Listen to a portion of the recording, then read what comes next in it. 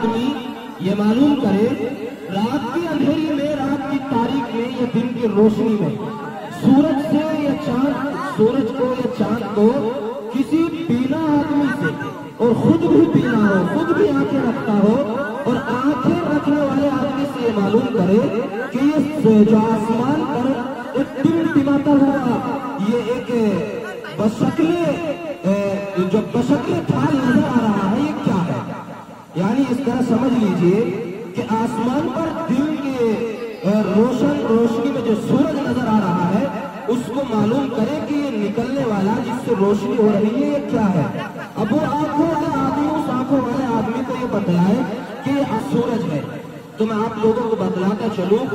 کہ وہ جو اس سے سوال کر رہا ہے اس کی بھی بڑی بے وقوفی کی بات ہے، اور جو اس کو جواب دے رہا ہے اس کی بھی بڑی بے وقوفی کی بات ہے، اس لیے کہ ان دونوں کو نظر آ رہا ہے کہ جو آسمان پر نکل رہا ہے یہ سورج ہے، اور رات کے موسم میں جو آسمان پر نکل رہا ہے، نظر آ رہا ہے، جس کے ذریعے روشنی ہو رہی ہے یہ سورج ہے، اور جو ٹمٹما رہے ہیں، جو جگمگا رہے ہیں وہ ستارے ہیں۔ یعنی اس طرح سمجھ لیجئے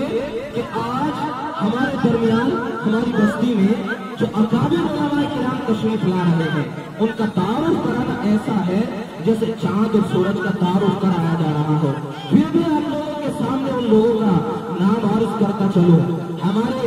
آج کے پروگرام کے مہمانان ذی وقار جو ہمارے مدرسے میں الحمدللہ جلوہ افروز ہو چکے ہیں، ان قریب ہمارے سامنے ان کی پرمزج تقاریریں آئیں گی۔ ان میں سے جناب الحاج حضرت مولانا محمد الیاس صاحب دامت برکاتہ، محترمہ صاحبزادے حضرت علامہ رفیق صاحب نور اللہ مرقدہ جو سرزمین بھیسانی اسلام پور سے تعلق رکھتے ہیں، ہمارے درمیان اور ہمارے گاؤں میں اور خاص طور سے ہماری برادری میں کون نہیں جانتا حضرت مولانا الیاس صاحب کو؟ کون نہیں جانتا حضرت مولانا محمد مصطفیٰ صاحب نور اللہ مرقدہ جو اس دار فانی سے اس دار بقا کی جانب کوچ کر گئے ہیں؟ ان کے جو ایک حضرت مولانا مفتی محمد اکمل صاحب جو ان کی ایک نشانی، ایک پہچان ہمارے مابین ابھی موجود ہے، یعنی حضرت مفتی محمد اکمل صاحب دامت برکاتہ، وہ بھی ہمارے مدرسے میں الحمدللہ تشریف لا چکے ہیں، ہمارے مدرسے میں آ چکے ہیں، اب قریب ہی ہمارے اسٹیج کی زینت بننے والے ہیں۔ اسی کے ساتھ ساتھ ہمارے پروگرام کے مہمان خاص جناب حضرت مولانا مفتی محمد عثمان صاحب دامت برکاتہ جو مدرسہ خیر مدارس کھوائے موڑ سے ان قریب ہی ہمارے مابین آنے والے ہیں۔ اسی کے ساتھ ساتھ میں بہت سارے علماء کرام جو